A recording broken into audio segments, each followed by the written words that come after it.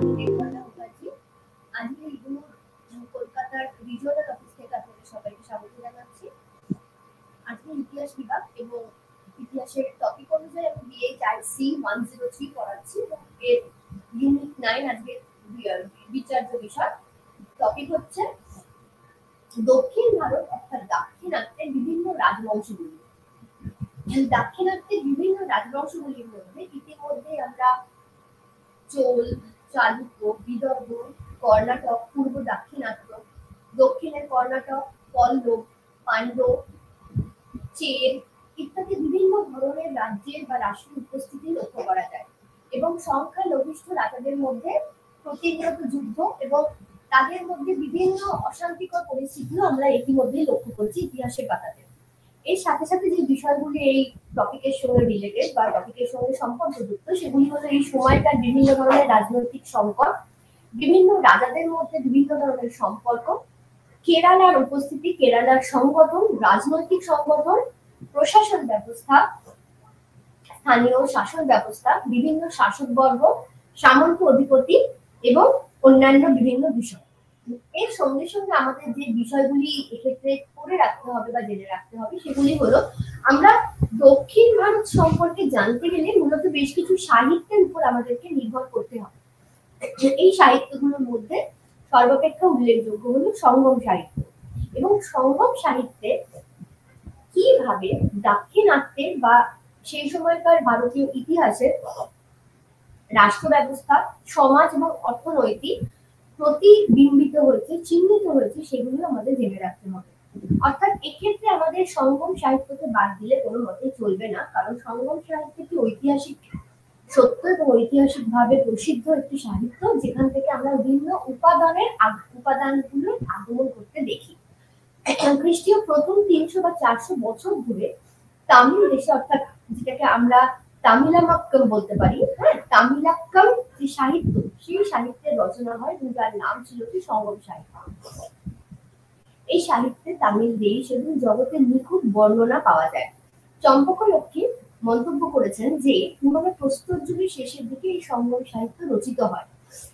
পুরনো প্রস্তর যুগের মানুষজন, সম্প্রদায়, তাদের বৃহৎ কৃষিক্ষেত্র, স্থানীয় প্রধান কৃষকদের পরিচয় এই সাহিত্য থেকে আমরা লাভ করতে পারি। এখানকার মানুষজন কৃষি, পশুপালন, মৎস্য শিকার ইত্যাদি বিভিন্ন জীবিকার সঙ্গে যুক্ত ছিল।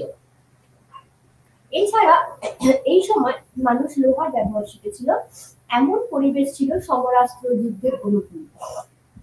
যুদ্ধ বিগ্রহ লেগেই থাকতো এবং সঙ্গম সাহিত্য থেকে প্রাঞ্চঞ্চল সজীব পরিশীলিত সাহিত্য সংস্কৃতির পরিচয় পাওয়া যায়। সাহিত্যকে প্রাঞ্চঞ্চল ছবি আমরা সবসময় ফুটে উঠতে দেখি। তামিল জগতের এই সাহিত্যে মোট 8টি বা 9টি ভাগ ছিল।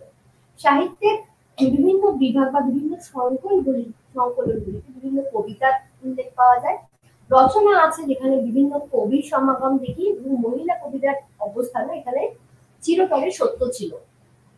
সঙ্গম অর্থাৎ কবি সম্মেলন, একাডেমি, পাণ্ডব, চের, চোল রাজারা এখানে উৎসাহী সমর্থক এবং পৃষ্ঠপোষক ছিলেন। সঙ্গম সাহিত্যে তামিল দেশের রাজনৈতিক, সামাজিক এবং অর্থনৈতিক সাংস্কৃতিক জীবনের চরিত্র ফুটে ওঠে। কনক সাবাই তার গ্রন্থ দ্য তামিলস এই 1800 years ago-তে সঙ্গম সাহিত্যে প্রাপ্ত বিভিন্ন ধরনের সূত্রের বা জীবন চরিত্রের অঙ্কন করে গেছে। এই গ্রন্থে তামিল রাজা এবং রাজ্যের বর্ণনা রয়েছে। সঙ্গম কবিতাগুলির প্রধান বিষয় ছিল যুদ্ধ এবং প্রেম কাহিনী। সঙ্গম যুগে তামিল অঞ্চলে যুদ্ধ বিগ্রহ লেগেই থাকত। সঙ্গম কবিতাগুলির প্রধান বিষয় ছিল তাই জন্য যুদ্ধ বিগ্রহ।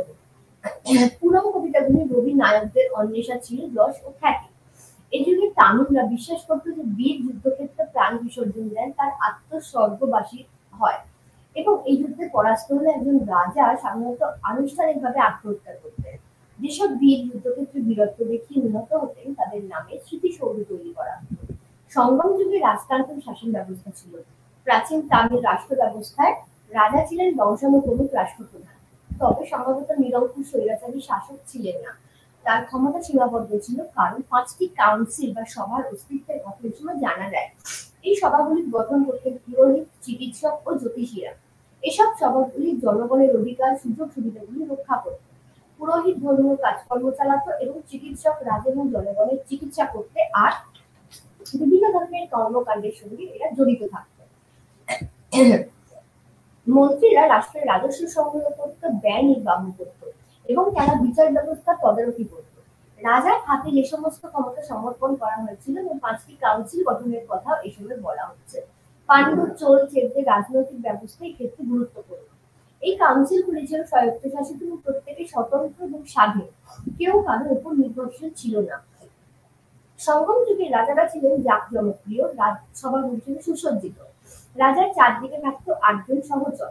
এইভাবে রাজা সহজে পরিবৃত হয়ে রাজসভা বা তার বাইরে ভ্রমণ করতেন। রাজা নিজে পোশাকের সঙ্গে মণিমুক্ত ধারণ করতেন। মণিমুক্ত দিয়ে সজ্জিত একটি ছত্র তার মাথার উপর ধরা হতো। রাজা হাতি, ঘোড়া বা রথে চড়ে যাতায়াত করতেন। সকালে এবং সূর্যাস্তের পর প্রাসাদের কাছে বাদ্য বাজানোর ব্যবস্থা ছিল। সব সরকারি অনুষ্ঠানে রাজার পাশে রানী রাখি থাকত। রাজার উচ্চপদস্থ আধিকারিকদের মধ্যে ছিলেন পুরোহিত, জ্যোতিষী, চিকিৎসক এবং প্রধান সেনাপতি। এরা ছাড়াও আরো অনেক উচ্চপদস্থ রাজকর্মচারীরাও ছিল। রাজা প্রয়োজন বোধ করলে বিশেষ আধিকারিকদের নিয়োগ করতে পারতেন। বিচারক এবং ম্যাজিস্ট্রেটরা বিচার করতেন এবং কাজকর্মে তদারকি করতেন। ফৌজদারি মামলার ক্ষেত্রে রাজা ছিলেন শেষ আপিল আদালত। দণ্ডবিধি ছিল খুবই কঠোর। এইভাবেই সমস্ত ক্ষেত্রে দেখা যাচ্ছে যে তামিল পরিষদের, তামিল রাজবংশী বা তামিল রাজ্যের শাসন কাঠামো পরিচালিত হতো। এই সময় পুরোহিত, জ্যোতিষী, চিকিৎসক, প্রধান সেনাপতি ইত্যাদি বিভিন্ন আধিকারিকের নামের উল্লেখ আমরা পেয়ে থাকি, যারা বিভিন্ন ধরনের কাজকর্ম করত। তামিল মহাকাব্য এই সময় শিরোপাধিকরণ বলা হয়েছে যে রাজা বিচারের নামে ভয়ঙ্কর নিষ্ঠুরতা দেখাতেন। রাজার আয়ের প্রধান উৎস ছিল শুল্ক। পদ শুল্ক, ভূমিকর রাজকর্মচারীদের সংগ্রহ করত। বড় রাস্তাগুলি এবং রাজ্যের সীমান্তে শুল্ক আদায়ের ব্যবস্থা ছিল। ভূমিকর নগদে বা উৎপন্ন শস্যে দেওয়া হতো। অন্যান্য উৎস থেকে রাজার আয় হতো। অধীনস্থ সামন্ত রাজা এবং প্রধানেরা রাজাকে কর দিত। সামরিক অভিযানের সময় লুণ্ঠন দ্রব্যের ভাগ পেতেন রাজা। বন, মৎস্য চাষ, হাতির থেকেও রাজার আয় হতো। সাধারণত উৎপন্ন শস্যের 1/6 ছিল রাজার প্রাপ্য রাজস্ব। বলা হতো এই রাজস্ব রাজার আইনানুগ ন্যায্য পাওনা। জলাশয়, ক্যানেল থেকে চাষের জমিতে জল সরবরাহ করা হলে জলকর আদায় করা হতো। সঙ্গম কাব্য সাহিত্যে মানুষের পার্থিব জীবন নিয়ে অনেক লেখা আছে। কৃষিকাজ, পশুপালন, মৎস্য শিকার ইত্যাদি নিয়ে কবিতা লেখা হয়েছে। এই যুগে মানুষ লোহার ব্যবহার শিখেছিল এবং কবিরা লোহা নিয়ে বানানো কীট ফলকের কথা উল্লেখ করেছে। রাজা ঘোড়ার অস্ত্র ব্যবহার করত এবং লোহার অস্ত্র তারা ব্যবহার করত। সমকালীন কাব্যে রাজার রাজ্যে এই সময়কার দুর্গের কথা উল্লেখ আছে। বিজয় রাজস্বামী সঙ্গম কাব্যে মহিলা এবং তাদের কাজকর্মের দিকে দৃষ্টি আকর্ষণ করেছে। সঙ্গম কাব্যে মহিলাদের কথা উল্লেখ পাওয়া যায়। তারা বীজ বপন করত, ক্ষেত থেকে আগাছা উপরে ফেলত, তারা কৃষি কাজকর্মের সঙ্গে যুক্ত থাকত। শস্য ঝাড়াই বাছাইয়ে কাজও মহিলারা করত। মহিলারা পশুপালন করত, দুগ্ধজাত দ্রব্য উৎপাদনেও তারা বিশেষ ভূমিকা রেখেছিল। সুতো কাটার কাজটাও ছিল মহিলাদের একচেটিয়া। মহিলারা বয়নের কাজও করত এবং সঙ্গম সাহিত্যে তার উল্লেখও পাওয়া যায়। অর্থাৎ দেখা যাচ্ছে যে এই সময় মহিলারা বিভিন্ন অর্থনৈতিক কর্মকাণ্ডের সঙ্গে যুক্ত থাকত। মহিলারা কাপড় ধোয়া, পরিষ্কার করার কাজেও যুক্ত থাকত। ঝুড়ি বানানো এক ধরনের অন্যান্য কাজের সঙ্গে মহিলারা যুক্ত হতো। মৎস্যজীবী পরিবারের মহিলারা মাছ ধরা এবং বিক্রির সঙ্গে যুক্ত হতো। সমুদ্র উপকূলে বসবাসকারী নারী পুরুষ সকলেই লবণ উৎপাদন ও বিক্রির সঙ্গে যুক্ত থাকত। এইভাবে মহিলারা ভালো ভাত থেকে মদ তৈরি করা, বিক্রি করা, উৎপন্ন করা, সুতো কাটা, ফুলের চাষ, মাল বিক্রি করা প্রভৃতি বিভিন্ন ধরনের কাজের সঙ্গে মহিলারা যুক্ত থাকত। কিছু মহিলা আবার ধামাইয়ের কাজেও যুক্ত থাকত। চারণ কবি, নৃত্য, সূচিকলা, নাচ গানের সঙ্গে মহিলাদের যুক্ত থাকতে দেখা গেছে। এই যুগের সাহিত্যে উল্লেখ করা হয়েছে যে রাজারা মহিলাদের রক্ষী নিযুক্ত করতেন। সঙ্গম যুগে সমাজ ছিল সুনিয়ন্ত্রিত। সমাজ নিয়ন্ত্রণ করতেন রাজা, সেজন্য তিনি ছিলেন সমাজ ব্যবস্থার শীর্ষস্থানে। রাজা জনগণের সঙ্গে স্বাচ্ছন্দ্যে মেলামেশা করতেন, যদিও তার সঙ্গে গৃহরক্ষী থাকত। রাজধানীর সব উৎসব এবং অনুষ্ঠানে রাজা যোগদান করতেন বা অংশগ্রহণ করতেন। দেশে দুর্ভিক্ষ হলে বা অনাবৃষ্টি দেখা দিলে জনগণ দুর্ভাগ্যের শিকার হতো এবং জনগণ এই সময় যুদ্ধ জয়ের জন্য অনেক সময় বন্ধুদের প্রার্থনা করত। প্রজারা রাজার প্রতি খুব অনুগত ছিল বলে জানা যায়। সঙ্গম যুগে তামিল সমাজে বৈদিক সমাজ প্রথা বা জাতি প্রথা প্রবেশ করেন। তবে তামিল কবিরা চতুর্বর্ণ সমাজের কথা জানতেন। ব্রাহ্মণদের হিসেবে উল্লেখ পাওয়া যায়। এদের অনেকে রাজসভার সঙ্গে যুক্ত ছিলেন। রাজবংশগুলি এদের পৃষ্ঠপোষক করতেন। অভিজাতরা এদের সমর্থক ছিলেন। কপিল মুনি রাজাদের ব্রহ্মকে গুরুত্বপূর্ণ পদে নিযুক্তির পরামর্শ দিয়েছেন। তবে প্রাচীন তামিল সমাজে চতুর্বর্ণ বিভাজন কার্যকর ছিল না। এই সমাজ জাতি প্রথায় আস্থা রাখতে পারেনি। সমাজ এই সময় চতুর্বর্ণে বিভাজন ছিল এবং এই সমাজ জাতি প্রথায় আস্থা রাখেনি।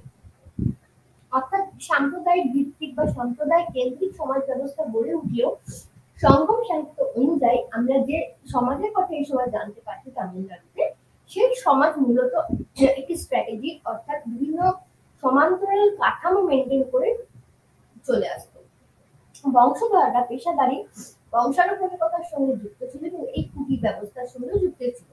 তবে পরস্পরের খাদ্য গ্রহণ বা সামাজিক মেলামেশার ক্ষেত্রে কোনো বাধা এই সময় ছিল না। বলা হয় জাতি প্রথা হল এই কুটি ব্যবস্থার সম্প্রসারণ। রাজন বা গুরুকুল জানিয়েছেন যে এই সময় থেকে অর্থাৎ ব্রাহ্মণ পরিচালিত গ্রামীণ কৃষি অর্থনৈতিক ব্যবস্থা ভাঙন ধরেছিল। তার ফলে জাতি প্রথার উদ্ভব হয়। সঙ্গম সাহিত্যে দেখা যায় জনগণের দৈহিক শক্তি বা জাতি শক্তিতে বিশ্বাসী। কয়েকটি গোষ্ঠী জাদু বিদ্যা দেখাতো, নাচ গান করতো, সমাধিস্থ হয়ে থাকতে পারত। অনেক নাচ গানের অনুষ্ঠান ধর্মের সঙ্গেও তারা যুক্ত ছিল। সঙ্গম সাহিত্যে অনেক সংস্কারের লক্ষণ স্পষ্ট। সুলক্ষণ কুলক্ষণ উভয়ের কথাই এই সময় জানা যায়।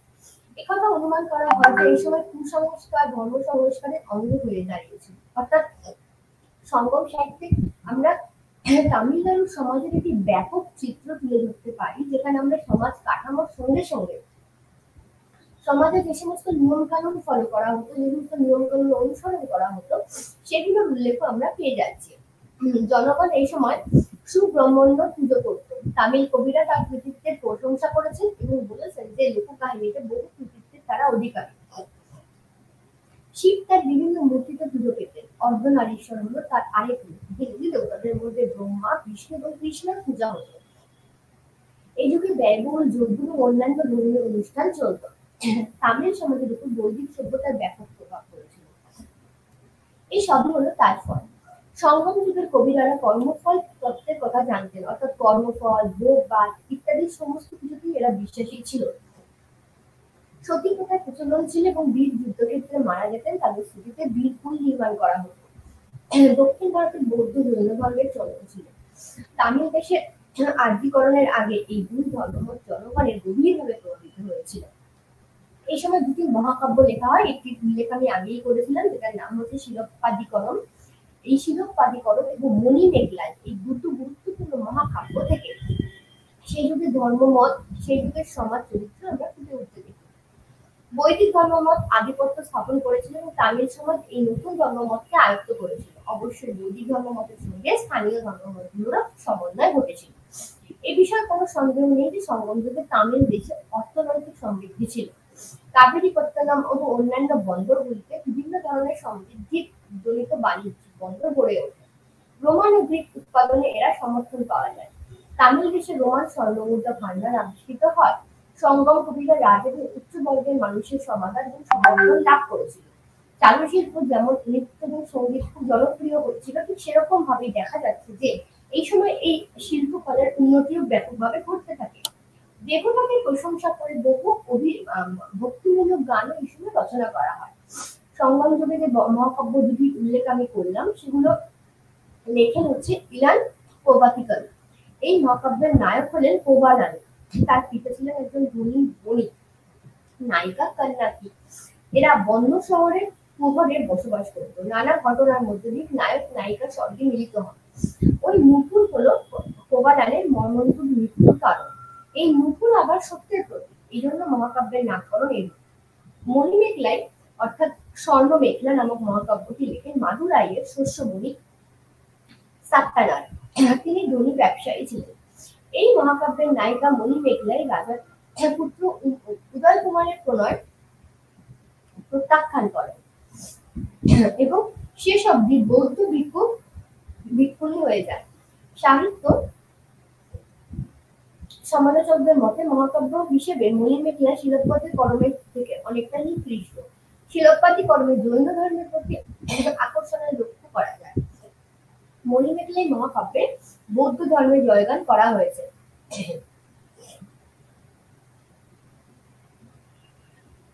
আর চম্পকলক্ষ্মী মনে করেন যে সঙ্গম যুগের সমাজতন্ত্র প্রতিষ্ঠা পায়নি, রাষ্ট্র ব্যবস্থা গড়ে ওঠেনি। এই যুগ ছিল প্রধান এবং সর্দারদের যুগ, অর্থাৎ যেখানে আমরা উপজাতিদের একটা বসবাস গড়ে উঠতে দেখি। এই প্রধান বা সর্দাররাই কৃষি জমির উপর পূর্ণ নিয়ন্ত্রণ কায়েম করতে পারেনি। এদের আয় উৎস ছিল অধীনস্থ শাসকদের দেয় কর লুণ্ঠিত সম্পদ। তবে উল্লেখ্য সঙ্গম যুগে মানুষ লিখতে শিখেছিলেন এবং সংগ্রামে শাসকদের সাহিত্য রচিত হয়েছিল। যুদ্ধ বিগ্রহ ছিল, শহর ছিল, বিশেষ ধরনের কারিগরি শিক্ষা, দূরপাল্লার বাণিজ্য এই সময় গড়ে উঠেছিল। কবিদের সংগঠন গড়ে উঠেছিল, বণিকরা ছিল। দুই মহাকাব্যে তার উল্লেখ পাওয়া যায়। সঙ্গম কবিরা রাজাদের কাছ থেকে সোনা, মণিমুক্ত, মসলিন, ঘোড়া এবং হাতি উপহার পেয়েছিল। এসব থেকে অনুমান করা হয় রাজাদের সম্পদের আরো উৎস ছিল। রাজারা দূরপাল্লার বাণিজ্য করত, বন্দর বানিয়েছিল, বিলাসদ্রব্য কিন্তু বাণিজ্য থেকে শুল্ক আদায় করত। রাজারা সম্ভবত মুদ্রা অর্থনীতি প্রবর্তন ঘটিয়েছিলেন। চোল, চোর, চের, পান্ডরা রাষ্ট্র ব্যবস্থা গড়ে তুলেছিল। অন্তত রাষ্ট্র ব্যবস্থায় আদিম যুক্তি এই সময় জুড়তে পারা যায়। হয়তো কৃষি অর্থনীতির উপরে পূর্ণ নিয়ন্ত্রণ ছিল না, নিয়মিত রাজস্ব স্থাপন এবং সংগ্রহের ব্যবস্থা এই সময় ছিল না, কেন্দ্রীভূত শাসন যন্ত্র জনগণকে কর দিতে বাধ্য করতো না। সঙ্গম সাহিত্যে যে ধরনের আমরা তামিলনাড়ুর প্রস্ফুটিত চরিত্র পাই, এরপরে এখান থেকে আমরা বিভিন্ন সমাজ বর্ণনা খুঁজে পাই। এর পরবর্তী অধ্যায়ে আমরা যেটা দিকে দৃষ্টি নিক্ষেপ করবো সেটি হলো চালুক্য রাজবংশ। বাদামী চালুক্য রাজবংশ দাক্ষিণাত্যের বিস্তৃত অঞ্চলের উপর 200 বছর ধরে শাসন ক্ষমতায় অধিষ্ঠিত ছিল। এই টাইম পিরিয়ডটা মূলত 550 থেকে শুরু করে 750 খ্রিস্টাব্দ পর্যন্ত ছিল। এরা পশ্চিমী চালুক্য নামে পরিচিত। চালুক্য পরিবারের অনেকগুলি শাখা দেশের বিভিন্ন অঞ্চলে শাসন কার্যের সঙ্গে যুক্ত ছিল। এদের মধ্যে পশ্চিমী চালুক্যরা ছিল প্রথম শাসক শ্রেণী। এরা ছিল স্থানীয় একটি কানাড়ি ভাষী পরিবার থেকে উদ্ভূত। এরা ক্ষত্রিয় বলে নিজেদের দাবি করেছিল। বাদামী চালুক্যরা দাবি করতেন তারা হারিতির শাসক শ্রেণী এবং হারিতির বংশোদ্ভূত, হারিতির পুত্র। এই রাজবংশের গোড়ার দিককার রাজারা কদম্ব রাজবংশের অধীন ছিল কিনা নিশ্চিতভাবে জানা যায় না। চালুক্যদের নথিপত্র থেকে জানা যায় যে তাদের পারিবারিক দেবতা ছিল বিষ্ণু, যদিও তারা জৈন, শৈব, বিভিন্ন ধরনের ঠাকুরেরও অর্থাৎ বিভিন্ন ধরনের পূজার উপাসনার সিম্বল বা প্রতিবিম্বেরও তারা পুজো করত। এই বংশের কয়েকজন রাজা এই সময় ধর্মমত গ্রহণ করেন। এই চালুক্য রাজবংশের রাজারা শ্রী কীর্তি বল্লভ উপাধি ধারণ করেন। চালুক্য রাজবংশের প্রথম দিককার রাজারা হলেন জয় সিং এবং তার পুত্র রণরাজ। এরা ষষ্ঠ শতকের প্রথমার্ধে বাদামী অঞ্চলে রাজপাট স্থাপন করে শাসন করতেন। এই রাজ পরিবারের গোড়ার দিককার তথ্য এদের কথা উল্লেখ করা হয়েছে, তবে এদের কেউই উল্লেখযোগ্য সাফল্য লাভ করতে পারেনি। পরবর্তীকালে এই চালুক্য আকারে বলা হয় যে রাজা জয় সিং রাষ্ট্রকূট রাজপরিবারের ইন্দ্রকে পরাস্ত উচ্ছেদ করে এবং চালুক্য সার্বভৌমত্ব পুনঃপ্রতিষ্ঠা করেন। এই বংশের রাজপুত্র বিষ্ণু বর্মন কদম্ব, গঙ্গা এবং অন্যান্য রাজাদের পরাস্ত করেছেন এবং দাক্ষিণাত্যের দক্ষিণাপথে নিজেকে প্রতিষ্ঠিত করেছিলেন। এভাবে তিনি দক্ষিণাপথের অধীশ্বর হয়ে বসেন। Excuse me.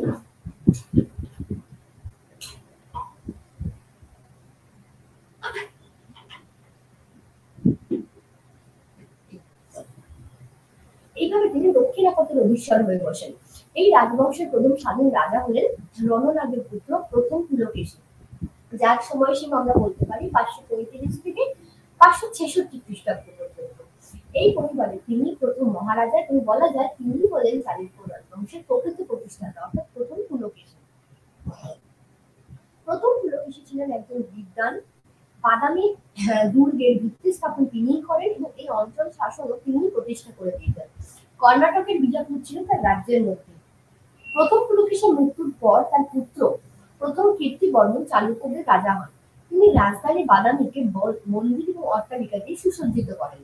চালুক্যদের লেখা অনুযায়ী প্রথম কীর্তি বর্মন বঙ্গ, অঙ্গ, কলিঙ্গ, বন্ধু, মগধ, মদ্র, কেরল, গঙ্গা, মূষক, পাণ্ড্য, দ্রমিল, চলিয়া, অশোক এবং বিভিন্ন ধরনের আরো বৈজয়ন্তীকে পরাস্ত তারা করেছিল। লেখের এই দাবিতে অবশ্যই অতিরঞ্জন রয়েছে, তথাপি তার পুত্র দ্বিতীয় পুলকেশীর আইহোল লেখতে পিতার পরিচয় দিতে গিয়ে বলা হয়েছে যে তিনি ছিলেন নল, মৌর্য এবং কদম্বদের ধ্বংসকারী। রাজা প্রথম কীর্তিবর্মনের রাজ্য জয়ে সাফল্যের ফলে দাক্ষিণাত্যের বিস্তৃত অঞ্চলের উপর চালুক্যদের আধিপত্য প্রতিষ্ঠা হয়। রাজা প্রথম কীর্তিবর্মনের মৃত্যুর পর তার ভ্রাতা মঙ্গলেশ চালুক্যদের রাজা হন। সমকালীন আকরে তাকে পরম ভগবত বলে উল্লেখ করা হয়েছে। মঙ্গলেশ দুটি ক্ষেত্রে সাফল্য লাভ করেছিলেন।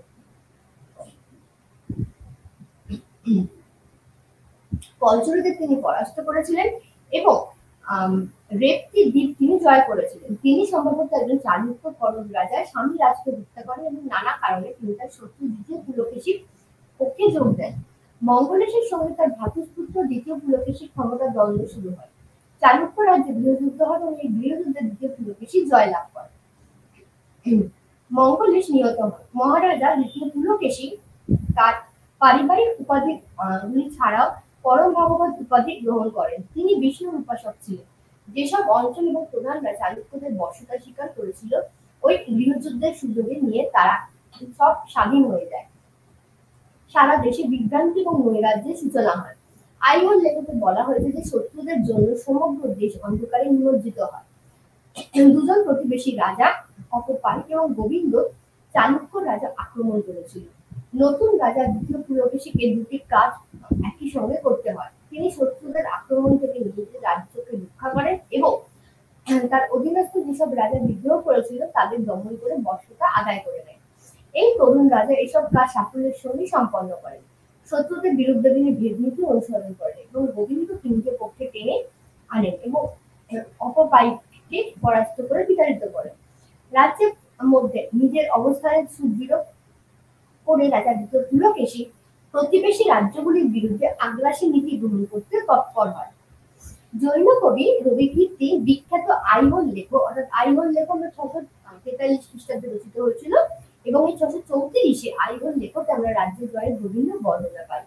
দক্ষিণে তিনি কদম্বদের রাজধানী বনবাসী অপরোত্তর জয় করেন। এরপর তিনি দক্ষিণ মহীশূরের গঙ্গা, মহীশূর, সিংহগড়, অলুপদের বিরুদ্ধে তিনি অগ্রসর হন।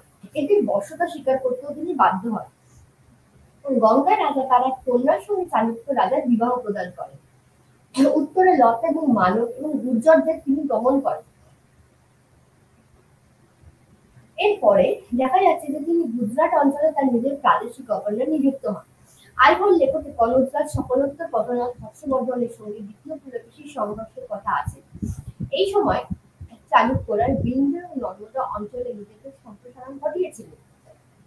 জীবন সিং এই সংঘর্ষের কথা উল্লেখ করেছেন। হর্ষবর্ধনও দক্ষিণাপথের অধীশ্বর হয়ে গুজরাট অঞ্চলের উপর সম্প্রসারণ চেয়েছিলেন। তার থেকে এদের মধ্যে সংঘাত হয়। পণ্ডিতদের অনুমান লতা, মালব, গুর্জররা এবং বলবীর মৈত্রকরা হর্ষের ভয় ভীত হয়ে চালুক্য রাজার আশ্রয় নেয়। হর্ষের বিরুদ্ধে জয়ের ফলে দ্বিতীয় পুলকেশী 3 মহারাষ্ট্রকে উপর সার্বভৌমত্ব লাভ করেন। এই 3 মহারাষ্ট্র হল মহারাষ্ট্র, কোঙ্কণ এবং কর্ণাটক। এই যুদ্ধের পর চালুক্য রাজা পূর্ব দাক্ষিণাত্য অগ্রসর হয় এবং সেখানকার শাসক শ্রেণী ও শাসিত অঞ্চল কোশল এবং কলিঙ্গকে পরাস্ত করে। এরপর চালুক্য বাহিনী উপকূল বরাবর দক্ষিণে প্রবেশ করেছিল। পৃষ্ঠপুর দুর্গ এবং কুনাল দ্বীপের আরো একটি দুর্গ তিনি অধিকার করেন। পৃষ্ঠপুরের রাজ পরিবারকে উচ্ছেদ করে দ্বিতীয় পুলকেশী তার কনিষ্ঠ ভ্রাতা যুবরাজ পূজ্য বিষ্ণুবর্ধনকে সেখানকার রাজা হিসেবে নিযুক্ত করেন। তিনি হলেন পূর্ব চালুক্য রাজবংশের প্রতিষ্ঠাতা, যা একাদশ শতকে পর্যন্ত ক্ষমতায় অধিষ্ঠিত ছিল। দক্ষিণে তিনি আরো অগ্রসর হন এবং পল্লব রাজা প্রথম মহেন্দ্র বর্মনকে পরাস্ত করেন। কাবেরী নদী অতিক্রম করে তিনি চোল, কেরল, পাণ্ডবদের সঙ্গে বন্ধুত্ব করেন। এই সময় পল্লব শক্তি অল্পকালের জন্য নিজেকে নিষ্ক্রম হয়ে পড়েছিল। দিগ্বিজয় সম্পূর্ণ করে চালুক্য রাজা দ্বিতীয় পুলকেশী তার রাজধানীতে ফিরে আসেন। 630 খ্রিস্টাব্দে উৎকীর্ণ বিচ্ছিন্ন করানো মানে অনুদানে তাকে পূর্ব এবং পশ্চিমের সমুদ্রের মধ্যবর্তী অঞ্চলের অধীশ্বর বলে বর্ণনা করা হয়েছে। এর অর্থ হলো পূর্ব বঙ্গোপসাগর থেকে পশ্চিমে আরব সাগর পর্যন্ত তার সাম্রাজ্যের বিস্তার। 641 নাগাদ চীনা পরিব্রাজক পুলকেশী শাসিত মহারাষ্ট্র পরিভ্রমণে এসেছিলেন এবং তিনি এই দেশের একটি বর্ণনা রেখে গেছেন। বিবেচক জানিয়েছেন যে রাজা এই ছিলেন ক্ষত্রিয় এবং রাজার তার প্রতি সম্পূর্ণ অনুগত ছিল। রাজার পরিকল্পনা ও কাজকর্ম ছিল বেশ ব্যাপক এবং বহু দূরের মানুষ তার জনকল্যাণমূলক কাজের সুফল ভোগ করত।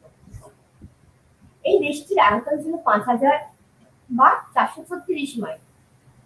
রাজধানীর আয়তন ছিল 30 লিটার বা পশ্চিম দিকে নদী বেষ্টিত। এখানকার জমি ছিল খুব উর্বর এবং নিয়মিত চাষাবাদ হতো। এখানকার জলবায়ু উষ্ণ কিন্তু জনগণ সহজ সরল এবং সৎ। জনগণ শিক্ষানুরাগী, তারা কিন্তু অপমানিত হলে মৃত্যুর ঝুঁকি নিয়ে প্রতিশোধ নিয়ে নিত।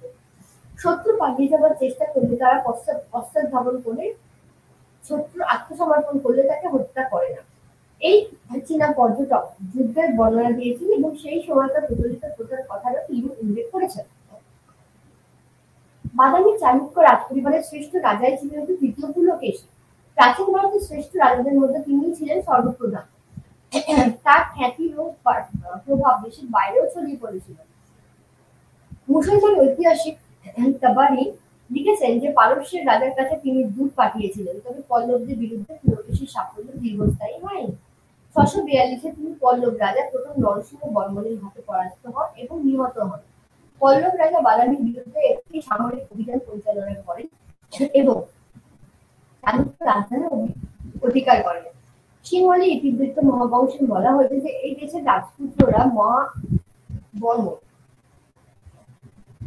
পল্লব রাজাকে এই যুদ্ধে জয়ের পর পল্লব রাজা প্রথম নরসিংহ বর্মণ মহামল্ল বাতাবি ধ্বংসকারী উপাধি গ্রহণ করেন।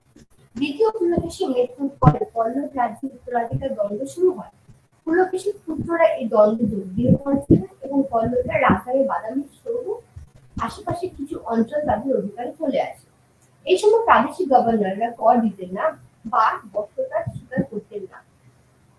সম্ভবত 642 থেকে 55 খ্রিস্টাব্দ পর্যন্ত চালুক্য রাজারা ছিলেন না, কেউ কেউ আবার সিংহাসনে বসেনি। 655 খ্রিস্টাব্দে চালুক্য রাজা প্রথম বিক্রমাদিত্যকে আমরা সিংহাসনে বসতে দেখি। শত্রুদের তাদের রাজ্য থেকে বিতাড়িত করে। এই সময় পূর্ব চালুক্যদের রাজ্যটি পশ্চিম চালুক্যদের সঙ্গে সম্পর্ক ছিন্ন করে। চালুক্য রাজা প্রথম বিক্রমাদিত্য ছিলেন শিবের উপাসক। পল্লবদের হাত থেকে তিনি তার রাজ্যের দক্ষিণাঞ্চল পুনরুদ্ধার করেন এবং অনেকগুলি যুদ্ধে তাদেরকে পরাস্তও করেন। তিনি তার রাজ্যের দক্ষিণাঞ্চল এইভাবে পুনরুদ্ধার করেন। তিনি প্রজন্মের পল্লব রাজাদের পরাস্ত করেছিলেন এবং চালুক্য সার্বভৌমত্ব বা সৌভাগ্য ফিরিয়ে এনেছিলেন। তিনি কাঞ্চি অধিকার করেন। চোল, পাণ্ড্য, কেরল রাজাদের তিনি পরাস্ত করেন। প্রথম বিক্রমাদিত্য সম্পর্কে বলা হয় তিনি সমুদ্র বেষ্টিত অঞ্চলে তার অধীশ্বর হয়ে বসেন। কাল ব্রহ্মদের তিনি সম্ভবত পরাস্ত করেছিলেন। প্রথম বিক্রমাদিত্যের উত্তরাধিকার ছিলেন তার পুত্র বিনয়াদিত্য। চালুক্যদের তথ্যে দাবি করা হয়েছে যে তিনি পল্লব, কালভ্র, কেরল, কলচুরি, বিলাস, মালব, চৌল, পাণ্ডব এবং অন্যান্যদের পরাস্ত করেছিলেন। অনুপ এবং গঙ্গারা ছিল চালুক্য রাজবংশের বংশানুক্রমিক দাস।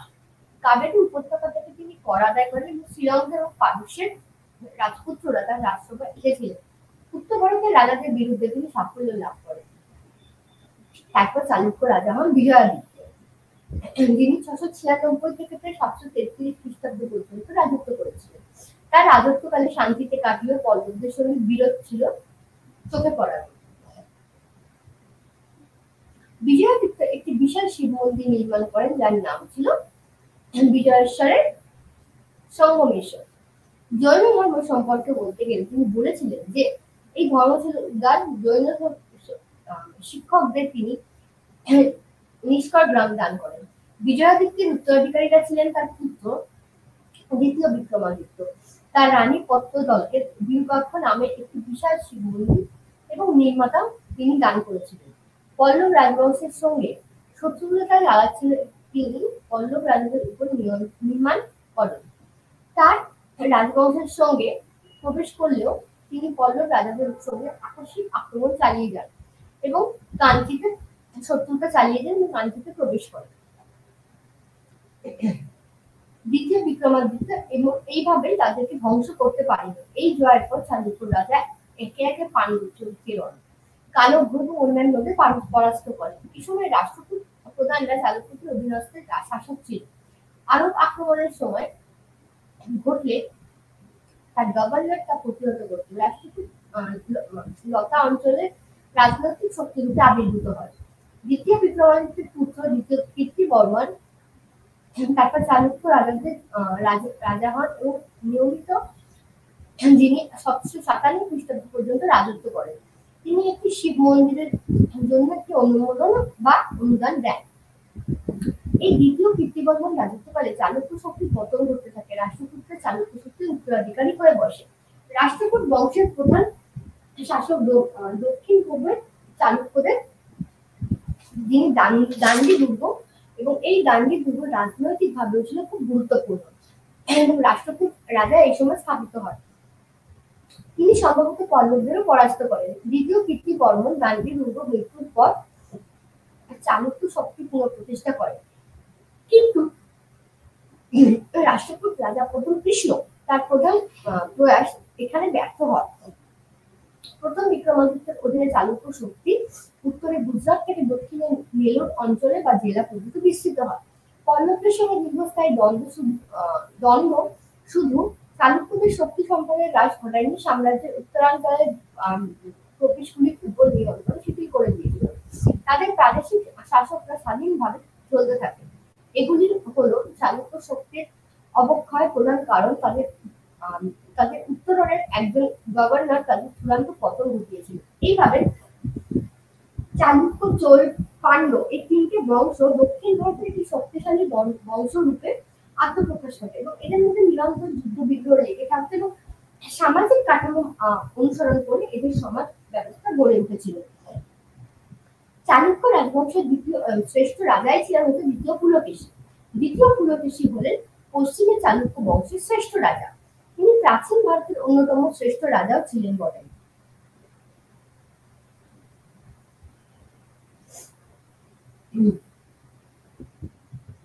তিনি হলেন প্রথম কীর্তিবর্মনের পুত্র। পিতৃব্য মঙ্গলেশের সঙ্গে তিনি ক্ষমতার দ্বন্দ্বে লিপ্ত হন এবং গৃহযুদ্ধে জয়ী হন এবং 611 খ্রিস্টাব্দে তিনি সিংহাসন আরোহণ করেন। চীনা পর্যটক হিউয়েন-সাং জানিয়েছেন যে রাজত্বকালে চালুক্য সমাজের সাফল্যের স্বর্ণ শিখর স্পষ্ট করেছিল। চালুক্যদের রাজা হিসেবে দ্বিতীয় পুলকেশী শ্রী পৃথিবীর বল্লভ পরমেশ্বর উপাধি গ্রহণ করেন। সম্ভবত তিনি ছিলেন বিষ্ণু ভক্ত, তবে সব ধর্মের প্রতি তিনি উদার এবং সহনশীল ছিলেন। চালুক্য রাজ্যে গৃহযুদ্ধের সুযোগ নিয়ে অধীনস্থ করদ রাজারা অধীন হয়ে পড়েন এবং চালুক্য রাজ্যের অশান্তি এবং নৈরাজ্য দেখা যায়। দ্বিতীয় পুলকেশীর আইহোল রেকর্ডে বলা হয়েছে যে শত্রুদের কার্যকলাপের ফলে উত্তর তীর পর্যন্ত অগ্রসর হয় এবং চালুক্য রাজধানী বাদামী আক্রান্ত হবার পর সম্ভবত দেখা দেয়। এই সঙ্গে তাকে বৈদেশিক আগ্রাসন, আভ্যন্তরীণ নৈরাজ্য মোকাবিলা করতে হয়। সন্দেহ নেই যে তার এই কাজটি কঠিন, কিন্তু পুলকেশী তার দক্ষতার পরিচয় দেয়। অপরাধীকে শাস্তি দেন এবং তাকে বিতাড়িত করেন এবং ভেদ নীতি অনুসরণ করে গোবিন্দ পক্ষে টেনে আনেন। জৈন পণ্ডিত রবি কীর্তি তার আইহোল লেখকে দ্বিতীয় পুলকেশীর রাজ্য জয়ের বিবরণ লিখেছেন।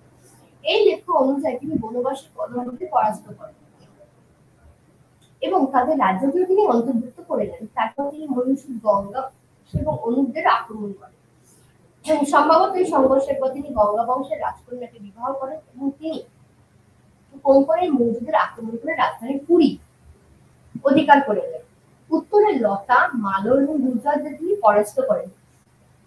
গুজরাটে তিনি নিজের গভর্নর নিযুক্ত করেন। আইহোল লেখতে বলা হয় যে সকলতার পতন হর্ষবর্ধনের কাছে তার সংঘর্ষের কারণ আছে।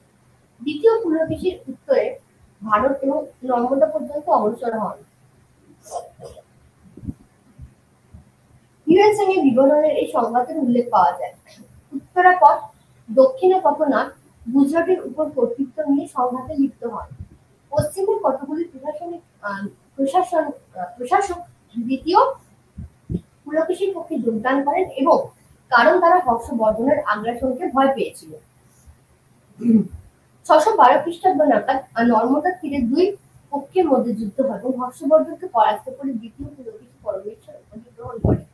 মহারাষ্ট্র অঞ্চল তার শাসনাধীনে স্থাপিত হয়। কর্ণাটক কোঙ্কণ তার উত্তরাধিকার ছিল না।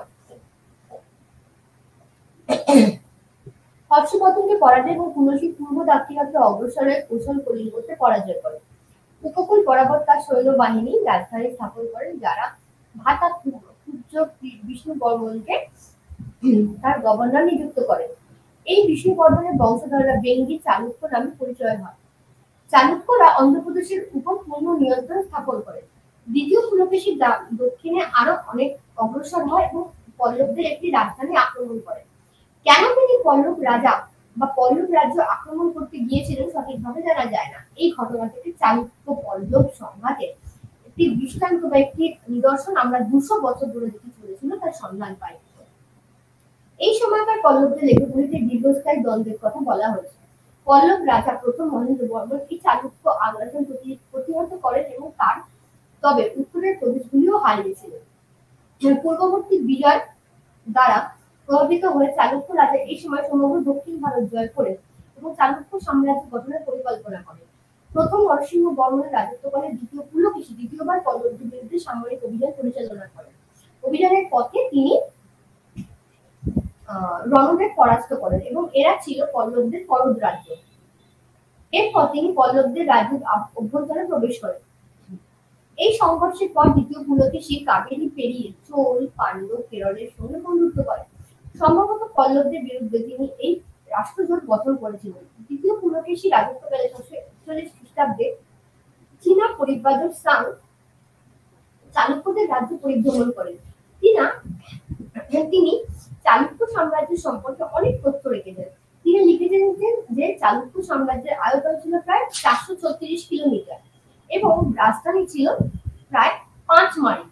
রাজধানীর পশ্চিম দিকে একটি বুড়ো নদী ছিল এবং এখানকার জমি ছিল খুবই উর্বর এবং অনেক ফসলও এখানে হতো। রাজারা ক্ষত্রিয় বর্ণের লোক এবং কাজগুলি সুফল ভোগ করত। প্রাচীন ভারতের একজন শ্রেষ্ঠ রাজা হলেন দ্বিতীয় পুলকেশী। তিনি হলেন দীর্ঘকাল পল্লবদের সঙ্গে যুদ্ধ বা সংঘর্ষে লিপ্ত থাকা একটি ব্যক্তিত্ব। শক্তি এবং সম্পদ এইভাবে অপব্যয় হয়। দেশের জনহিতকর কাজগুলি তিনি অবহেলা করেন। তার রাজ্যের সম্পদ এবং প্রাণীজ হানি ঘটলেও তিনি জনগণের মঙ্গলকামী রাষ্ট্র হিসেবে মঙ্গলকামী দাতা রূপে তিনি সদা বিচার্য। রাজনৈতিক ব্যবস্থা ছিল সমাজ ব্যবস্থা নির্ভর এবং অভিজাত তার, তবে রাজা ছিলেন তার রাজ্যের নিরঙ্কুশ অধীশ্বর। তার সময় বিখ্যাত আইহোল প্রশস্তি একটি জৈন মন্দিরের গাত্রে উৎকীর্ণ করা হয়। জৈন পণ্ডিত কবি রবি কীর্তি তার সভাসদ ছিলেন। পুলকেশী শুধু নিজের বেশি পরিচিত ছিলেন না, তার খ্যাতি দেশ এবং বিদেশেও ছড়িয়ে পড়ে। ঐতিহাসিক তাবারি জানিয়েছেন যে তার দূত পারস্যের রাজা দেশের মানুষের শিক্ষার ব্যাপারে উৎসাহী ছিলেন। জনগণকে তিনি এ ব্যাপারে এই যুগে বাদামি, চালুক্য, চোল শিক্ষা ব্যবস্থা, সংস্কৃতি, শিল্প, সাহিত্যের সঙ্গে বড় কেন্দ্রের সঙ্গে যুক্ত ছিল। উত্তর ভারতের সম্রাট হর্ষবর্ধনের মতো এই যুগে তিনি ছিলেন দাক্ষিণাত্যের সবচেয়ে বড় জ্ঞানোদীপ্ত মানুষ। এইভাবে চালুক্য বংশ দ্বিতীয় পুলকেশীর সময় থেকে আমরা দেখতে পাচ্ছি যে পাণ্ডব, চোল, পল্লবদের সঙ্গে সংঘর্ষে লিপ্ত থাকছে এবং একটি দক্ষিণ ভারতীয় রাজ্য সংগঠনের ক্ষেত্রে একটি সর্বদাই প্রতিনিয়ত যুদ্ধের কৌশল আমরা অনুসরণ করতে দেখছি। চালুক্য সম্পর্কে পড়তে গেলে চালুক্য সংস্কৃতি সম্পর্কে অনেক কিছু জানতে হবে। বাদামি চালুক্যরা ছিল দাক্ষিণাত্যের বড় রাজনৈতিক শক্তি, যারা 550 থেকে 750 খ্রিস্টাব্দ পর্যন্ত শাসন ক্ষমতা ভোগ করে। কর্ণাটক ছিল তাদের আদি বাসভূমি। এখানে থেকে উত্তর এবং দক্ষিণে তারা রাজ্যের সম্প্রসারণ ঘটান। উত্তরে গুজরাট পর্যন্ত তাদের রাজ্যের বিস্তার ঘটে আর দক্ষিণে নেলোর জেলার পর্যন্ত তাদের সম্প্রসারণ ঘটতে দেখা যায়। চালুক্য রাজারা ছিলেন হিন্দু দেবদেবীর উপাস্য এবং ব্রাহ্মণ্য ধর্মমত তারা অনুসরণ করেই চলত। অশ্বমেধ, রাজপেয়, রাজসূয় যজ্ঞের অনুষ্ঠানের কথা এখানে জানা যায়।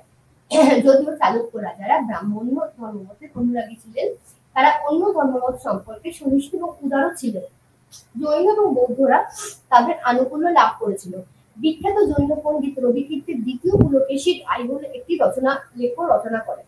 স্বাভাবিকভাবে চালুক্য রাজারা সংস্কৃত ভাষা এবং সাহিত্যের পৃষ্ঠপোষক ছিলেন। চালুক্যদের বেশিরভাগ লেখক ও সংস্কৃত ভাষায় লেখা ছিল। দাবি করা হয় চালুক্যরাজ প্রথম পুলকেশী মনুস্মৃতি এবং রামায়ণ মহাভারতের একনিষ্ঠ পাঠক ছিলেন। এখানে সংস্কৃত গদ্য লেখার রীতি ব্যাপকভাবে প্রচলিত ছিল এবং বাণভট্টের রচনার সঙ্গে তার তুলনা করা চলে। জৈন সন্ত রবিকীর্তি দাবি করেন যে এই সময় বিভিন্ন সংস্কৃতির উন্নতি ঘটতে দেখা যায়। বলা যায় চালুক্য রাজ্যের সাহিত্য চর্চার বিশেষ উন্নতি হয় এবং সমকালীন প্রত্নতাত্ত্বিক উপাদান থেকে বলা যায় রাজ্য প্রাসাদে মহিলাদেরও যথেষ্ট বিদুষী ছিলেন এবং এরা অনেকেই গদ্য এবং পদ্য লেখার কাজে যুক্ত ছিল। চালুক্য রাজারা অশ্বমেধ, রাজপেয়, হিরণ্য গর্ভ প্রভৃতি বৈদিক যোগানুষ্ঠান করতেন। তাদের দেবদেবীর জন্য অনেকগুলি সুন্দর সুন্দর মন্দিরও নির্মাণ করা হয়েছিল। এরা বিষ্ণুর ভক্ত ছিল এবং নিজেদের বিষ্ণুর অবতার বলেও গ্রহণ করেছিল। ফলে কি হচ্ছে না, তারা বিভিন্ন দেশের যে সাংস্কৃতিক আদান প্রদান সেটা থেকে অনেকটা দূরে থাকতো। বাদামি, পত্তদকল, মহাকূট, শিব মন্দির এই সময় ছিল। শিব মন্দিরে পুজো এবং অন্যান্য ব্যয় নির্বাহের জন্য চালুক্য রাজারা নিষ্কর জমি প্রদান করতেন। এইভাবে চালুক্য বংশ এগিয়ে গিয়েছিল। এই শিব মন্দিরটি বিক্রমাদিত্যের রানীর একটি বিশাল অংশ ছিল।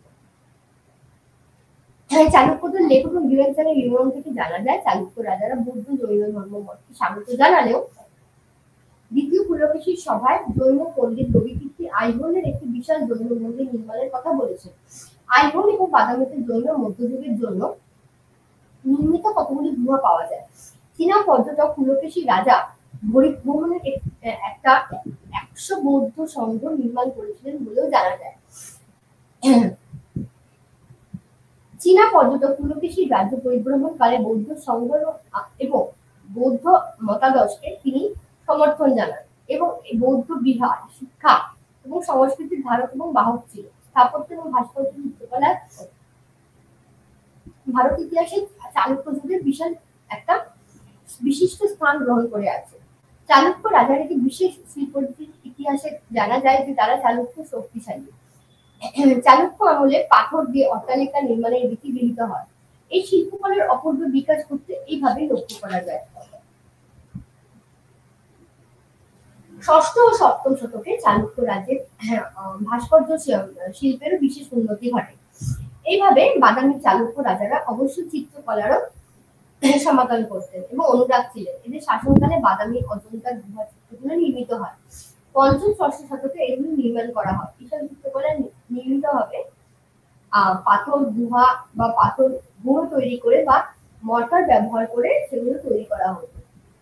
এই তিনটি অঙ্কনের ক্ষেত্রে চালুক্য শিল্পী জনগণের শিল্পানুরাগ এবং শিল্পপূর্ণের পরিচয় পাওয়া যায়। গুহা চিত্রগুলিতে নৃত্য দৃশ্য, যন্ত্রণের সঙ্গীতের দৃশ্য ফুটে ওঠে। রাজা এবং রানীকে সকলে চিত্রায়িত হয়ে আছে। স্টেলা ক্রামাবিস জানিয়েছেন যে চালুক্যরা ভাস্কর্য এবং চিত্রকলার মধ্যে সম্পর্ক যুক্ত করেছিল। অজন্তার অপরূপ চিত্রকলার এই ঘনিষ্ঠতার অন্যান্য উজ্জ্বলতার পরিচয় বহন করে। চালুক্যের পরে যে শক্তিশালী রাষ্ট্রের কথা আমরা এখানে জানতে পারবো সেটি হলো পল্লব। পল্লবদের আদি বাসস্থান নিয়ে বিতর্ক রয়েছে। সাধারণভাবে ধরে নেওয়া হয় যে তন্ডমুগুলের লোক এরা এবং কাঞ্চি তাদের রাজধানী। সম্রাট অশোকের লেখ থেকে আমরা পল্লব রাজ্যের উল্লেখ পাই। পল্লবদের রাজারা সাতবাহন জাতিদের প্রশাসনিক মডেলটি অনুসরণ করেন। সংগ্রামী যুগের তামিল রাজাদের মতো একটি তামিল ভাষা এবং সাহিত্যের সমর্থক ছিলেন না। তাদের লেখগুলি উৎকীর্ণ করা হয় প্রাকৃতিক এবং সংস্কৃত ভাষায়। কয়েকজন পণ্ডিত এদের পার্থিয়ানদের সঙ্গে এক করে দেখিয়েছেন যারা মধ্য এশিয়া থেকে ভারতে প্রবেশ করে এবং সিন্ধু অঞ্চলে বসতি স্থাপন করে। এখানে সমস্যা হলো পল্লব রাজারা ব্রাহ্মণ যজ্ঞের অনুষ্ঠান করেন এবং বিদেশিদের কাছ থেকে তারা আশা করা যায় না। এটা সম্ভবত যে পল্লবরা হয়তো উত্তর ভারতে বা দক্ষিণ ভারতে গিয়ে বসতি স্থাপন করেছিল। কুন্তল বা বনবাসী হয়ে তার দক্ষিণে প্রবেশ করেন। কেপি জয়সওয়াল যুক্তি দিয়েছেন যে এই পল্লবরা হলো বকাটকদের শাখা। এবং অন্য একটি মত অনুযায়ী বলা যায় যে পল্লবরা ছিল সাতবাহন রাজাদের অধীনস্থ শাসক। সাতবাহন রাজাদের পতনের পর পল্লবরা নতুন রাজবংশ গড়ে তোলে। এবং অন্য আরেকটি সূত্র থেকে জানা যায় যে পল্লবরা ছিল তন্ডমণ্ডলমের আদিবাসী এবং খ্রিস্টান শতকে গোড়ার দিকে এই অঞ্চল খুবই গুরুত্বপূর্ণ হয়ে ওঠে। কাঞ্চি থেকে কৃষ্ণা নদী পর্যন্ত তাদের সম্প্রসারণের কথাও এই সময় জানা যায়। পল্লবদের লেখক থেকে জানা যায় যে শিবস্কন্দ বর্মন ছিলেন গোড়ার দিককার পল্লব রাজাদের মধ্যে শ্রেষ্ঠ। তার রাজা কৃষ্ণা থেকে দক্ষিণে পেয়ার পেন্না বেলারি জেলা পর্যন্ত বিস্তৃত হয়। তিনি অশ্বমেধ সহ কয়েকটি বৈদিক যজ্ঞানুষ্ঠান করেন। এই রাজবংশের প্রথম দিককার আরেকজন রাজা হলেন বিষ্ণুগুপ্ত, যিনি সমুদ্রগুপ্তের কাছে পরাস্ত হন। রাজা প্রথম সিংহ বর্মন 436 নাগাদ কাঞ্চি সিংহাসনে আরোহণ করেন, কিন্তু রাজত্বকালে তার সম্পর্কে বিশেষ কোনো তথ্য পাওয়া যায় না। এরপর তামিলাঞ্চলে কালোধদের আক্রমণের ঘটনা ঘটে। তার থেকে রাজনৈতিক অস্থিরতা এবং অশান্তির উল্লেখ পাওয়া যায়। এই সময় কাঞ্চিপুরম ছিল দক্ষিণ ভারতের একটি রাজ্য, যেটি আধ্যাত্মিকতা এবং সংস্কৃতির কেন্দ্র ছিল। প্রথম দিকের পল্লব রাজারা রাজকীয় বৌদ্ধ বিহার রাজবিহার প্রতিষ্ঠা করেন। দ্বিতীয় সিংহ বর্মনের পুত্র সিংহ বিষ্ণু অবনী সিংহ ষষ্ঠ শতকের শেষ পথে দক্ষিণ ভারতের শাসন ক্ষমতায় অধিষ্ঠিত হন। তার রাজত্বকাল থেকে পল্লব রাজবংশের গৌরবময় যুগের সূচনা হয়। তিনি পল্লব রাজবংশের রাজনৈতিক এবং সাংস্কৃতিক গৌরবময় কাজকর্মের সূচনা করেন। বলা হয় যে এই পল্লব রাজা চোল মন্ডলম জয় করেছিলেন। পল্লব রাজা সিংহ বিষ্ণু পল্লবদের অনেক শত্রুদের পরাস্ত করেন এবং কালোধরা তার কাছে পরাস্ত হন। পল্লবদের দুইখানি লেখ থেকে জানা যায় যে চেন্নাই থেকে কুম্ভকোণম পর্যন্ত সব অঞ্চলে আধিপত্য তারা মেনে নিয়েছিল। এই অঞ্চলে পল্লবদের সার্বভৌমত্ব স্থাপিত হয়। তার পুত্র প্রথম মহেন্দ্র বর্মন তার মত্তবিলাস প্রহসনের পিতার প্রশংসা করেন। এই সিংহ বিষ্ণু সংস্কৃত সাহিত্যের মহাকবি ভারবী পৃষ্ঠপোষকতা প্রদান করেছিলেন। ইনি কিরাতার্জুন রচনা করেন। এই পল্লব রাজারা মহাবলীপুরমের শিল্পকলার সঙ্গে যুক্ত আছে এবং এই শিল্পকলার মাধ্যমে তাদের বিকাশ করতে দেখা যায়। পল্লব রাজবংশের অন্যতম শ্রেষ্ঠ রাজা হলেন প্রথম মহেন্দ্র বর্মন। বিচিত্রী এবং রাজত্বকালে চালুক্যদের সঙ্গে পল্লবদের দীর্ঘস্থায়ী দ্বন্দ্ব হয় এবং এই পল্লব এবং চালুক্য দ্বন্দ্ব ইতিহাসের পাতাতেও আদিকেও কথিত হয়ে রয়েছে। চালুক্য পল্লব কদম্ব বন্ধুত্বের বিরোধী ছিল। চালুক্যরা বেঙ্গল জয় করে মহেন্দ্র বর্মনের রাজ্য আক্রমণ করে। তিনি চালুক্যদের কাছে পরাস্ত হন, তবে এই পল্লব রাজা তার রাজ্যের পূর্ব গৌরব ফিরিয়ে আনতে সক্ষম হন। তিনি চালুক্যদের পরাস্ত করেন। দক্ষিণে পল্লব রাজ্য কাবেরী নদী পর্যন্ত অপসারিত হয় এবং প্রথম জীবনে তিনি জৈন ছিলেন এবং পরবর্তীকালে জৈন ধর্ম ত্যাগ করে কাবেরী পর্যন্ত তিনি সম্প্রসারণ ঘটান। মহেন্দ্র বর্মন অনেকগুলি মন্দির নির্মাণ করেছিলেন পাহাড় কেটে। এই পল্লব রাজার অন্য দিক ছিল ধর্মমত সম্পর্কে সহিষ্ণুতা। প্রথম মহেন্দ্র বর্মনের পুত্র প্রথম নরসিংহ মহামল্ল হলেন পল্লব রাজবংশের শ্রেষ্ঠ রাজা। তার রাজনীতি থেকে দক্ষিণ ভারতের শ্রেষ্ঠ আসন পরিচয় পাওয়া যায়। নরসিংহ বর্মন এই সময় পরাস্ত হন এবং তার পিতাকে তিনি রাজত্ব ফিরিয়ে দেন। তিনি বাতাপি করে উপাধি নেন এবং বাতাপি কন্ড। বলা হয় পল্লব রাজা শ্রীলঙ্কায় একটি নৌ অভিযান পাঠিয়েছিলেন এবং পল্লব রাজা মহাবলীপুরমের রথ নির্মাণের কাজেও যুক্ত ছিলেন। পল্লব রাজা প্রথম নরসিংহ বর্মন রাজত্বকালে চোলা পরিব্রাজক হিউয়েন কাঞ্চিতে এসেছিলেন। তিনি তন্ডমণ্ডলমের যে বর্ণনা দিয়েছেন তা খুবই মূল্যবান। এই রাজধানীর আয়তন ছিল 6 মাইল। কাঞ্চিতে 100-র বেশি বৌদ্ধ বিহার ছিল, যাতে বাস করত 10,000-এরও বেশি বৌদ্ধ শ্রমণ। বৌদ্ধ ব্যতীত অন্যান্যদের 80টি মন্দির ছিল এবং এদের বেশিরভাগই জৈন মন্দির। এগুলি ছিল দিগম্বর সম্প্রদায়ের কেন্দ্র। যদিও এই সময় দক্ষিণ ভারতে বৌদ্ধ ধর্মের অবক্ষয়ের সূচনা করতে দেখা যায়। তন্ডমণ্ডলমের বৌদ্ধ ধর্মের সমৃদ্ধির কথার উল্লেখ আছে। এই সময় রাজা নরসিংহর পর তার পুত্র দ্বিতীয় মহেন্দ্র বর্মন 2 বছর রাজত্ব করেন। তার উত্তরাধিকারী প্রথম মহেশ্বর বর্মন চালুক্য রাজা প্রথম বিক্রমাদিত্যের সঙ্গে সংঘর্ষে লিপ্ত হন। সম্ভবত পল্লব রাজারা এই যুদ্ধে জয়ী হন। এই পল্লব রাজারা শিব ভক্ত ছিলেন এবং কাঞ্চিতে তিনি একটি শিব মন্দিরও নির্মাণ করেন। তার উত্তরাধিকারী ছিলেন পল্লব রাজা দ্বিতীয় নরসিংহ বর্মন এই রাজার রাজত্বকালে বড় রকমের গোলযোগ অশান্তি লক্ষ্য করা যায়নি। তিনি সম্পূর্ণভাবে শাসন কার্য পরিচালনা করে শান্তিপূর্ণভাবে এবং কাঞ্চির কৈলাস মন্দির মহাবলীপুরমের তীর মন্দির এই সময় নির্মিত হয়। তার প্রতিভা ছিল বহুমুখী। তার পুত্র ও উত্তরাধিকারীরা দ্বিতীয় পরমেশ্বর বর্মনের আমলে চালুক্য রাজা দ্বিতীয় বিক্রমাদিত্য পল্লব রাজ্য আক্রমণ করেন। দ্বিতীয় পরমেশ্বর বর্মনের মৃত্যুর পরে তার পর রাজ সিংহাসনে বসেন পল্লব বংশের কনিষ্ঠ শাখার একটি রাজপুত্র। তিনি হলেন দ্বিতীয় নন্দী বর্মন পল্লব মল্ল। সমকালীন নথিপত্র তথ্য আকারে বা কর্মকাণ্ডে এর পরিচয় পাওয়া যায়। এই পল্লব রাজা চালুক্যদের কাছ থেকে তার জ্ঞাত বা মৃত রাজ্য পুনরুদ্ধার করেছিল। শুধু তাই নয়, এই রাজাকে পাণ্ডবদের বিরুদ্ধে লড়াই করতে দেখা যায়। পূর্ব চালুক্যদের রাজ্যের একাংশ তিনি অধিকার করতেও সক্ষম হন। রাষ্ট্রকূট বংশের প্রধান দোস্তি দণ্ডে দ্রুত তার সঙ্গে বৈবাহিক সম্পর্ক স্থাপিত হয়। গঙ্গারাজ বংশ তার সঙ্গে সন্ধ্যা তুলে বিপর্যয়ের মুখে পড়েছিল। এই পল্লব রাজা অনেকগুলি মন্দির নির্মাণ করেন। এদের মধ্যে বিখ্যাত হল মুক্তেশ্বর বৈকুণ্ঠ পেরুমল। তিনি ছিলেন বিষ্ণুর ভক্ত। ধর্মীয় শিল্প এবং সাহিত্যকে তিনি উৎসাহ দেন। বৈষ্ণব কবি সন্ত তিরুমালাই আলবার ছিলেন এই সময়কাল। তিনি ছিলেন পল্লব রাজবংশের শেষ উল্লেখযোগ্য রাজা, যিনি 730 থেকে 795 খ্রিস্টাব্দ পর্যন্ত রাজত্ব করেছিলেন। এরপরে কিছুটা পল্লব আমাদের সংস্কৃতি সম্পর্কে আমাদেরকে বুঝে নিতে হবে।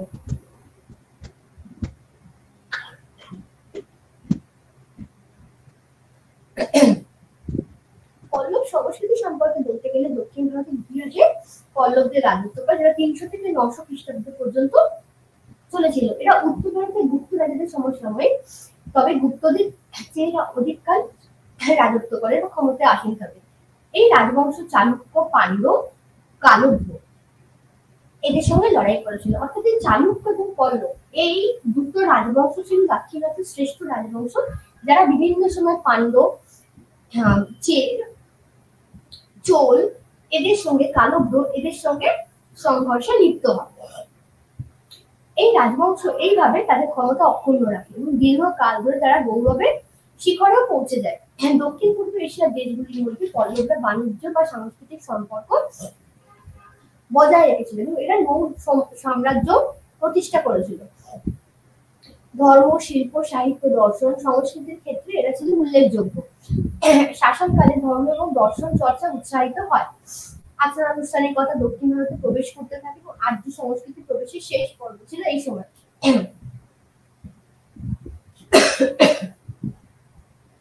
বৌদ্ধিক যাগযজ্ঞ আচার অনুষ্ঠান প্রতিষ্ঠিত হলে সমাজে ব্রাহ্মণদের আধিপত্য হিসেবে স্থাপিত হয় এবং ব্রাহ্মণরা সমাজের প্রভাবশালী শ্রেণী হিসেবে প্রতিষ্ঠা লাভ করে, কারণ তারা অনেক নিষ্কর ভূমিদান হিসেবে পেয়েছিল। পল্লব রাজারা ব্রাহ্মণ্য ধর্মের পৃষ্ঠপোষকতা করতেন এবং তবে উল্লেখ করে দক্ষিণ ব্রাহ্মণ্য ধর্ম বিনা প্রতিবাদে গৃহীত হয়নি। অদ্বৈত দর্শনের প্রবক্তা শঙ্করাচার্য বৈদিক যাগযজ্ঞের বিরোধিতা করেন। তার মধ্যে একমাত্র সত্য হলো ব্রহ্ম এবং সবই মায়া। ব্রহ্ম লাভের উপায় হলো সাধনা, যজ্ঞের কোনো প্রয়োজন নেই, যজ্ঞ অপ্রয়োজনীয়। উপনিষদের দর্শনের উপর ভিত্তি করে শঙ্করাচার্য তার অদ্বৈত দর্শন তত্ত্ব নির্মাণ করেন। তিনি হিন্দু সন্ন্যাসী নিয়ে মঠ গঠন করেন। বৌদ্ধ বিহারের অনুকরণে অনেকটা এই মডেলে। ভারতের চারদিকে তিনি 4টি মঠ স্থাপন করেন এবং এগুলি হল বদ্রীনাথ, পুরী, কাঞ্চি, দ্বারকা। পল্লব রাজা প্রথম নরসিংহবর্মন এর সময় ঘিরেনসাং কাঞ্চিতে এসেছিল। শিক্ষা সাহিত্যে পল্লবরা নবজাগরণের প্রতীক ছিলেন। পল্লব রাজা তামিল ভাষা সাহিত্যের পৃষ্ঠপোষকতা প্রদান করেছিলেন। এরপরে পল্লব শিল্প সম্পর্কে বলা যায় তারা ভাস্কর্য, চিত্রকলাতেও তারা যথেষ্ট উল্লেখযোগ্য ছিল। এছাড়াও এই চালুক্য, পল্লব ছাড়াও চোল, পাণ্ডবদের কথা এই সময় উল্লেখযোগ্য। দক্ষিণ ভারতের ঐতিহাসিক আধিপত্যের সূচনা খ্রিস্টপূর্ব 4র্থ এবং 3য় শতকে। তামিলনামাক্কাম তামিল জগতের প্রথম রাষ্ট্র ব্যবস্থা গড়ে উঠেছিল ধান উৎপাদনকারী অঞ্চলে। চোলদের ক্ষুদ্র অঞ্চলটি নিম্ন কাবেরী উপত্যকায়। এদের মধ্যে ছিল তাঞ্জোর, তিরুচিরাপল্লী জেলা রাজধানী এবং উরায়ু। দক্ষিণে তাম্রপর্ণী এবং বেগাইয়ার নদী উপত্যকায় ছিল পাণ্ডবদের রাজ্য। এই রাজ্যের মধ্যে ছিল আধুনিক তিরুনেভেলি, মাদুরাই, রামানাথ জেলা এবং দক্ষিণের ত্রিবাঙ্কুর। এই রাজধানী ছিল মাদুরাই। চেকদের ঘাঁটি ছিল কেরালার উপকূল অঞ্চলের রাজধানী ছিল কারুভুর। এসব অঞ্চলে এখানকার সমৃদ্ধ বাণিজ্যের সূচনা ঘটে। চোলদের প্রধান বন্দর ছিল পুহার বা কাবেরীপাট্টানাম। পান্ডবদের প্রধান বন্দর ছিল কোরকাই। তন্ডি এবং মুজিরেস ছিল চের রাজ্যের প্রধান বন্দর। এই সময়কার দক্ষিণের রাজনৈতিক ইতিহাসের প্রধান উপাদান ছিল লেখা এবং সাহিত্য, যার থেকে আমরা তাদেরকে রীতিনীতি, শাসন, তেন্ডা প্রভৃতি সম্পর্কে জানতে পারি। দক্ষিণের বড় রাজশক্তির প্রত্যেকের নিজস্ব চিহ্ন এবং প্রতীক ছিল, রাষ্ট্রীয় ক্ষেত্রে যেগুলি ব্যবহার করা হতো। রাজা ছাড়া দক্ষিণের অনেক সর্দার বা বেলি ছিল। এর পরিণতি হলো অবিরাম যুদ্ধ বিগ্রহ। রাজা এবং প্রধানরা জোট বেঁধে পরস্পরের সঙ্গে যুদ্ধ করত। শক্তিশালী রাজারা দুর্বল রাজার কর দিতে বাধ্য করত এবং এই সময় চের রাজবংশের প্রথম রাজা হলেন উদিয়ান জেরাল। তার পুত্র হলেন নেদুন জেরাল আদম। তিনি 7 জন রাজাকে পরাস্ত করেন ও উচ্চতর অধিরাজ উপাধি গ্রহণ করেন। বলা হয় যে এই চের রাজা হিমালয় পর্যন্ত তার রাজ্যের সীমা বিস্তার ঘটিয়েছিলেন। এর মধ্যে অবশ্যই কবিসুলভ এবং অতিরঞ্জন আছে। মালাবার উপকূলে তিনি একটি শত্রুকে পরাস্ত করে একজন জবন বণিককে তিনি বন্দী করেন। তিনি একটি চোল রাজার সঙ্গে যুদ্ধ করেন এবং তার কনিষ্ঠ ভ্রাতা কুত্তুভান সম্ভবত পূর্ণ জয় করেন এবং পূর্ব পশ্চিম সাগরের মধ্যে রাজ্য বিস্তার করেন। আদানের একজন পুত্র অধিরাজ উপাধি নেন। তিনি তানজির বিরুদ্ধে সাফল্য লাভ করেন। আদানের অন্য আরেক পুত্র সেঙ্গু বিদান মুকুবের প্রধানের বিরুদ্ধে অভিযান পরিচালনা করে সাফল্য লাভ করেছিলেন। দক্ষিণ ভারতের রাজবংশগুলির মধ্যে চোলরা ছিল প্রাচীনতম। তাদের উৎপত্তি গোড়ার ইতিহাস অনেকটা অনিশ্চিত। এদের উৎপত্তি মহাভারতের যুগে। এই যুগে মহাকাব্যে চোলদের কথা আছে। অশোকের লেখগুলিতে চোলদের স্বাধীন রাজবংশের বলে উল্লেখ করা হয়েছে।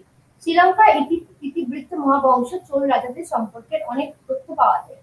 পেরিপ্লাস ও টলেমির ভূগোল এই প্রাচীন রাজবংশের উল্লেখ পাওয়া যায়।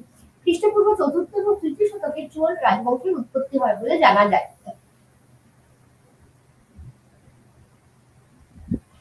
কারিকল চোলকে প্রাচীন তমিল সাহিত্যে ভূয়সী প্রশংসা করেছেন এবং বলা হয় চোল প্রধান শ্রীলঙ্কা আক্রমণ করে 12,000 বন্দীকে তিনি দেশে ফিরিয়ে আনেন। কাবেরী জলসেচ প্রকল্পে এদের কাজে নিয়োগ করেন। পাণ্ডবদের গোড়ার ইতিহাস প্রায় অনিশ্চিত। কালব্র রাজারা তাদের রাজ্য অধিকার করে নিয়েছিল। 6ষ্ঠ শতকে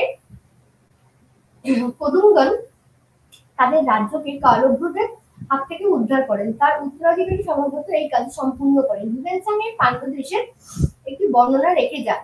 তিনি জানিয়েছেন যে দেশটি ছিল সামুদ্রিক মুক্ত সংগ্রহের একটি বড় ঘাঁটি। এখানকার জনগণ কৃষ্ণ বর্ণ এবং কঠোর প্রকৃতির আবেগপ্রবণ। এখানকার মানুষ বহু ধর্মমত অনুসরণ করে এবং উদাসীন এবং বাণিজ্যে এরা দক্ষ ছিল। অনেকগুলি বৌদ্ধ বিহারও এরা নির্মাণ করেছিল। তারা এই দেশটি অধিকার করে নেন এবং মাদুরার প্রাচীন সাংস্কৃতিক ঐতিহ্যের অবক্ষয়ের ফলে কালব্র আগ্রাসী অভিযান চালান। পাণ্ড্য রাজবংশের 3য় রাজা হলেন সেনডান। তিনি যুদ্ধ বিদ্যায় পারদর্শী এবং তিনি ন্যায় বিচার ছিলেন। সম্ভবত তিনি চেদদের বিরুদ্ধে সংগ্রামে জয়ী হন। আরিকাশ্রী মালবর্মন তিরুনেলভেলিতে একটি বড় যুদ্ধ জয়ী হন। তিনি চেদদের পরাস্ত করেন এবং উপকূলের আরবদের তিনি নির্মূল করেন। এইভাবে তুলুনাড়ুর অধিবাসীরা পরাস্ত হয়। তারিকেশ্বরী পাণ্ডবদের রাজ্যের বিস্তারের নীতি গ্রহণ করেন। পল্লবদের সঙ্গে তাদের সংঘর্ষ হয়। তিনি শৈব ধর্ম গ্রহণ করেন এবং ধর্মনীতিতে তিনি উদার সহনশীল ছিলেন না। জৈনদের নির্যাতন করেন এবং পরবর্তী পাণ্ডব রাজা কেচ্চবাদায়ন রণধীর আগ্রাসী নীতি গ্রহণ করেন এবং এর প্রধান ছিল মাদুরাইদের বা মারুদুরকে পরাস্ত করা। বলা হয় তিনি তুঙ্গদেশ জয় করেন এবং মারাঠারা পর্যদুস্ত হয়। প্রথম মারবর্মন জয়সিং নিজেকে একজন শক্তিশালী রাজা হিসেবেও দেখিয়েছিলেন। পল্লবদের সঙ্গে তিনি সংঘাতেও জড়িয়ে পড়েন। কঙ্গুদেশে অভিযান চালিয়ে তিনি কুদুম্বুদুর এবং সহ বিভিন্ন অঞ্চল জয় করেন। পশ্চিম দিকের গঙ্গাদের এই রাজকন্যাকে তিনি বিবাহ করেন এবং চালুক্যদের পরাস্ত করেন। অনেকগুলি প্রাসাদ এবং দুর্গ তিনি নির্মাণ করেন। দক্ষিণের রাজারা তাদের রাজশক্তি দুভাবে বৈধতা দিতেন, কবিদের প্রশস্তি এবং যজ্ঞাল অনুষ্ঠান। আর চাম্পাকা লক্ষ্মী জানিয়েছেন যে এই যুগে দক্ষিণ ভারতের উপজাতি প্রধানদের প্রাধান্য ছিল। কৃষি অর্থনীতির উপর এদের নিয়ন্ত্রণ ছিল সীমিত। কর, লুণ্ঠন দ্রব্য এদের আয়ের উৎস ছিল। তবে সাহিত্য, শহর, দূরপাল্লার বাণিজ্য, মুদ্রা, শিল্প ইত্যাদি অন্যান্য সাক্ষ্য বহন করে। রাষ্ট্র ব্যবস্থা ছিল উন্নত এবং নিয়মিত করও এখান থেকে আদায় করা হতো। কেন্দ্রীভূত শাসন ব্যবস্থা এই সময় গড়ে উঠেছিল। এইভাবে দক্ষিণ ভারত আমরা মূলত দেখলাম চালুক্য, পল্লব, চোল, পাণ্ড্য, চেক এদের নিয়ে গড়ে উঠেছিল। আজকের দক্ষিণ ভারতের ইতিহাস চর্চা এখানেই শেষ করছি এবং পরবর্তীকালে আমরা আবার অন্যান্য পর্যায়ে নিয়েও আমরা এগিয়ে আসবো। নমস্কার।